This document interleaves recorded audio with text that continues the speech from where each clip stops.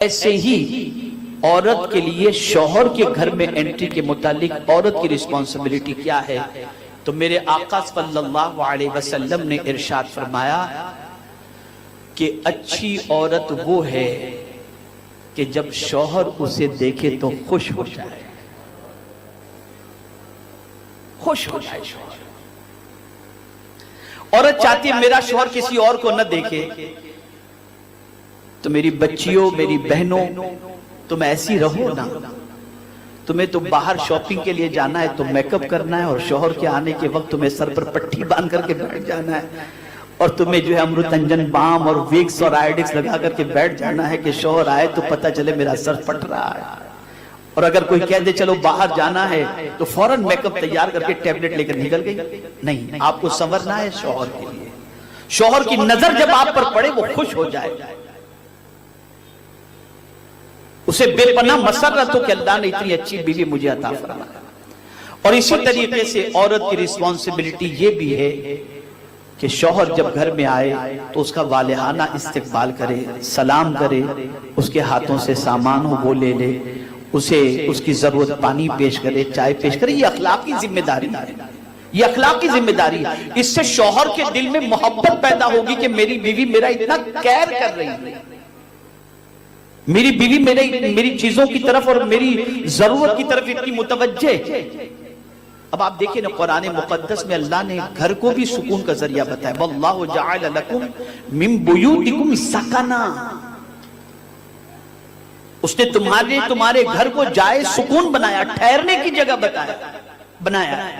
اللہ نے گھر کو بھی سکون کا ذریعہ بنایا ہے، لیکن بہت سارے مرد گھر جانا ہی پسند نہیں کرتے، رات کے 3 بجے تک باہر گھومتے رہتے ہیں، کیونکہ سمجھتے ابھی گھر میں جائیں گے تو قیامت ہوگی، یہ منگائی تھی یہ نہیں لائے، یہ چاہتی تھی یہ نہیں لائے، یہ ساری چیزیں ہوتی ہیں۔ تو نہیں، عورت اپنے گھر کا انوائرمنٹ ایسا بنائے کہ شوہر جلدی سے گھر آنے کی فکر کرے اور اسے گھر میں سکون میسر ہو۔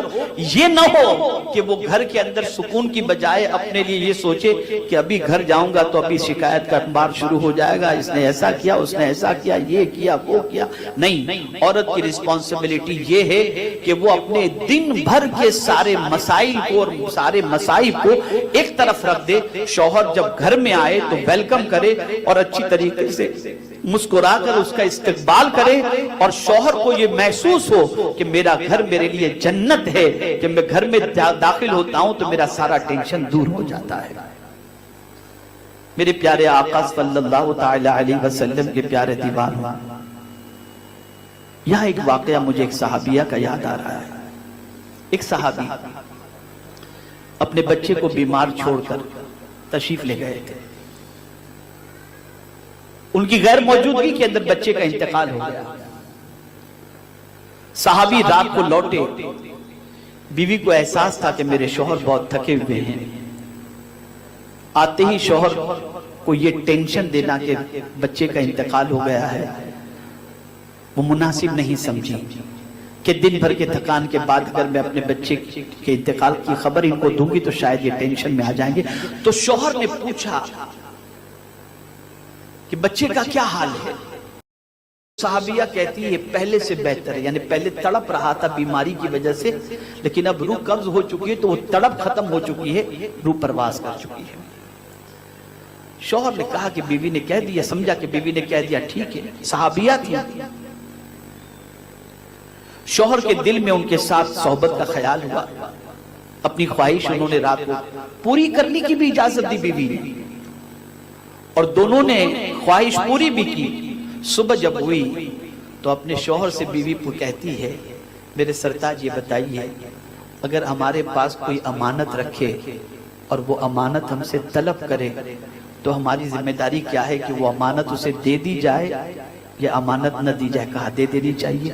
تو کہا سنیے رب قدیر جل جلالہ کی امانت کے طور پر بیٹا ہمارے پاس تھا، اب وہ بیٹا ہمارے درمیان نہیں رہا، اس کی روح پرواز کر گئی اور کل رات ہی اس کا انتقال ہو گیا ہے۔ شوہر نے کہا تم نے مجھے بتایا کیوں نہیں؟ کہا آپ کی تکلیف کو دیکھ کر میں بتانا مناسب نہیں سمجھی کہ کہیں ایسا نہ ہو کہ آپ کو اور تکلیف ہو جائے، آپ تھوڑے نارمل ہو جائیں، اس کے بعد میں نے سوچا تھا آپ کو یہ بتاؤں۔ اب یہ دونوں کا واقعہ حضور کی طرف پہنچا اور حضور صلی اللہ علیہ وسلم کو پتا چلا، سرکار صلی اللہ علیہ وسلم نے دونوں کے لیے دعا فرمائی اور بشارت عطا فرمائی۔ یہ ایک رول ہے بیوی کا۔ بیوی اپنے شوہر کے ٹینشن میں اضافے کا سبب نہیں، ٹینشن میں ہلکا اور ٹینشن کو ہلکا کرنے والی ہو۔ آپ مجھے بتائیے، دنیا کا کوئی بھی مسلمان جب پریشان ہوتا ہے تو مدینے کے تاجدار سے مدد طلب کرتا ہے، اور اسے یقین ہوتا ہے کہ آقا کریم صلی اللہ علیہ وسلم کے ذریعے اللہ تعالیٰ ان کو سکون کی دولت عطا فرمائے گا۔ رسول اعظم کو بھی تو ٹینشن تھا۔ آقا کریم صلی اللہ علیہ وسلم جب جاتے تھے دعوت کے لیے تو لوگ جواب کے اندر پتھر برساتے تھے، گالیاں دیتے تھے، گندے الفاظ استعمال کرتے تھے، سرکار کو ٹینشن ہوتا تھا۔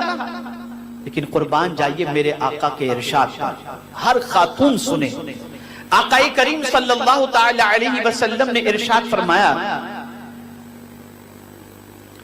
کہ جب میں تھک کر لوگوں کے لفظوں کے تیر جھیل کر گھر آتا تو خدیجہ کے جملے مجھے تسلی دے دیا کرتے۔ ساری کائنات کو تسلی دینے والے رسول کو اگر کسی کے جملے تسلی دے رہے ہیں تو وہ بیوی کے جملے تسلی دے رہے ہیں۔ پتہ یہ چلا کہ ایک شوہر